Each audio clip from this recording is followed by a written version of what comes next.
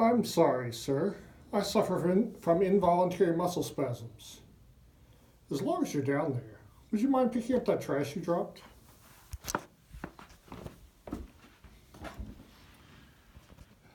Today I'm going to talk about the Advanced Dungeons & Dragons Player's Handbook. Now, I bought this on the same day I bought the Zeb Cook Expert set because I was too advanced for Holmes Basic, but I thought that advanced would be too difficult for me, so I bought them both on the same day. And at first I used them together, which led to some strange errors like giving the dwarf saving throw bonus from this book and then rolling on the dwarf table of the Cook's set to see if they made their saving throw. But within 3 months, I completely converted over to advanced D&D. So I'm going to go through the book. Now, the first thing listed is the ability scores. And one thing that's different about Advanced Dungeons & Dragons from the earlier versions and different from later versions is this. If you had an 18 strength and if you were a fighter, you could roll a percent, and based on that score, you could have higher bonuses than any other class could have for these things that you would get from strength. Opening stuck doors, bending bars, and lifting gates, these were things that happened in dungeons a lot when this book was being written. And intelligence here. Intelligence would limit the number of spells you could have. Magic users, it would determine how many spells you could have and how easy it was to learn them. These magical bonuses for wisdom, we didn't really use those in real play, but we did use the extra spells you would get for having a high wisdom. I never saw anybody with such a low wisdom that they would roll for spell failure here. But for most of the abilities, you had to have a really high score in order to have any bonus at all. For high dexterity, if you had a really high dex, you'd have bonuses to your chance to do the abilities. I never saw somebody run a thief that had such low abilities that they'd have the penalties there. And if your constitution was really high, 17 or 18, and if you were a fighter, you had more bonuses to hit points than other classes would have. And also, charisma would determine the maximum number of henchmen you could have, which implies that people had a lot of henchmen, and so you limit the number you could have based on your charisma. Now, one thing that was different about this edition from the older versions is race and class were now separate. Before this, dwarf was a class. All dwarves were fighters with bonuses to saving throws. Same with halflings. Elves were a hybrid of magic user and fighter. Now they were separate classes, or separate races and classes. So a dwarf could be a fighter, or he could be a thief, or he could be a combination of fighter and thief. All the different non-humans were limited on how far they could advance in their class, but they could be more than one class at the same time. Just like elves had been hybrid fighter magic users, which they could still do, now other races could be hybrids of one class and another. So dwarves could be fighter thieves. The pre-existing races, dwarves, elves, halflings, were still here, but there were some new races. Gnomes, people would play because they could be multi-class illusionist. Half-elves, they'd play because a half-elf could be more combinations of class than any other race. And half-orcs, they would play because they made good multi-class assassins. Now, the different races had different minimum and maximum ability scores, which I don't really remember seeing this in force, especially female characters had different maximums than men for their strength, which is a pretty stupid idea. So, the different classes had limited weapons about what they could use. Some of the limits were very harsh. Some, like fighter, could use anything. And some of them had pretty long lists of weapons they could use. So let's go into the classes. First, the cleric. If you played D&D, you're familiar with clerics. They had 8-sided hit dice, not 6 like they used to. And there was a new subclass called the druid, which also had 8-sided hit dice, but it had a different list of spells than clerics, and they had a bunch of abilities. They started off being slightly slower to advance than clerics, but in the mid-levels, they got to be where they were faster. So a druid would often be a level higher than a cleric with the same number of experience points. Different classes had different experience point requirements than others. So in general, if you're running a thief, you would be a level higher than the other players with the same number of experience points. If you're running a multi-class character, you'd be a level lower than the single-class players, for the most part. So the druids had all these abilities, including extra languages. A lot of the races had extra languages too.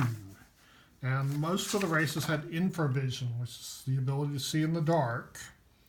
And it was not dependent, they didn't have dark vision and night vision, it was just infravision. And most of the non-human races had that. So fighters were really simple to play back in the day. If you had a game you've been going for a while and then suddenly somebody new shows up who's never played before, you could give them a fighter and they could just jump right in. It was really easy to play.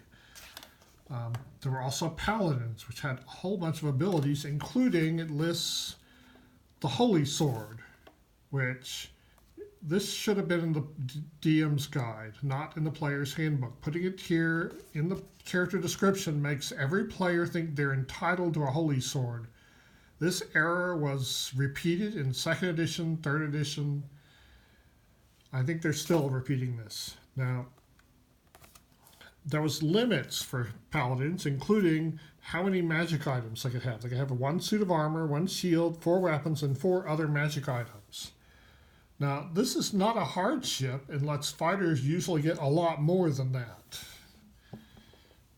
But the pictures that go with 1st edition were what I imagine the different classes would look like. Fighters were usually portrayed as knights or barbarians. And this picture, I didn't know for years later, was called A Paladin in Hell, because on my edition you cannot see that print very well. It's cut off. Paladins had cleric spells at high level. And the ranger class, unlike fighters and paladins, had 8-sided dice, not 10-sided, but they started with 2 of them, so they had extra hit points at first level, and then they would get less per level after that. The high-level rangers could use druid and magic user spells. Not many, but they could use them. And rangers had bonuses to surprise. Now, magic users, I just want to point out all the different classes have different names for their levels, which was a cool thing at the time. And the magic user spell list goes all the way up to 29th level. Now, when this game was written, most players would play low level and they would retire at 9th level. They would get high level, build a stronghold, and retire, and their character would become an NPC that their future characters might run into. So 29th level is intended for the bad guy who's double the level of the players. Now, there was also a subclass of magic users called illusionists. And they had their own list of spells, or some spells that only illusionists could do. There was also the thief class. Now, the thief's abilities, the thief's skills, picking pockets, opening locks, finding traps, moving silently, hiding in shadows, listening at doors, climbing, backstabbing, reading languages. These are all things that all characters would do in original D&D. So it's been suggested this class should really be called the Dungeon Crawler class, because these are all the main things that people would do anyway before. But after the thief class was introduced, people started doing them less, and thieves started to be the only ones doing them. So the thieves' abilities were based on a percent. You rolled a D100, and you had to hit lower than that number.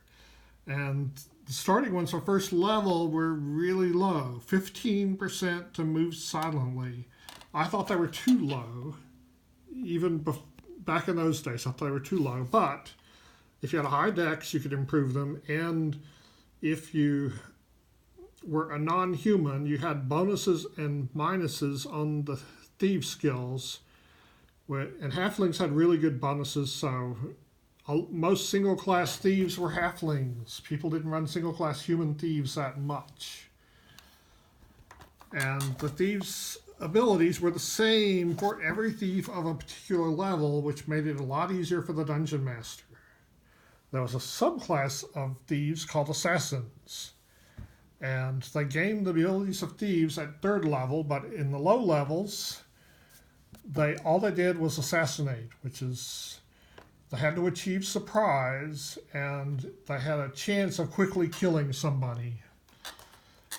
And elves, because they're good at surprising, made really good assassins, and half-orcs were good assassins and could be multi-classed assassins. But the assassin class had a tendency for the players to attack the other player characters and for the players to take it personally.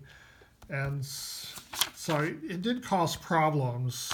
With the right player, it could be a fun class. I miss it, but it could also be a problem. Now, there was another class called the monk, which was not that powerful a class. They advanced really, really slowly, and so slow that hardly anybody ever made it up to high level. But they did have most of the thief abilities, which made it a good substitute thief if you're running a lawful good party, including a paladin. You can have a monk to do the thief things for you. In the later versions of monk, people emphasized combat, and their armor class was pretty bad, and they couldn't wear armor, but it became better later. But as I said, nobody ever played high enough to reach those good armor classes. They had this unarmed fighting style that didn't do very good damage, 1 to 3 at first level, and it didn't start to do good damage until high level that nobody got to, and they had a whole bunch of different abilities, which was just confusing. It was hard to run, and now all classes are this way in the modern versions of D&D. Also, the multi-class characters. There were certain non-humans could be multi-classed if they were the right race. Cleric fighter was a choice, but most people didn't run cleric fighters. They ran paladins instead. Cleric fighter, magic user, and cleric ranger are things that half-elves could be. And those were good if you had a small party and you need somebody to fill multiple roles. Same with cleric magic user. Cleric thief, that's half-orcs. Cleric assassin, fighter magic user is for elves and half-elves to play the classic version. Fighter illusionist is gnomes only. Fighter thief is every non-human race. And I've seen a few of these, sometimes dwarves, but usually people play single-class dwarves. Sometimes elves.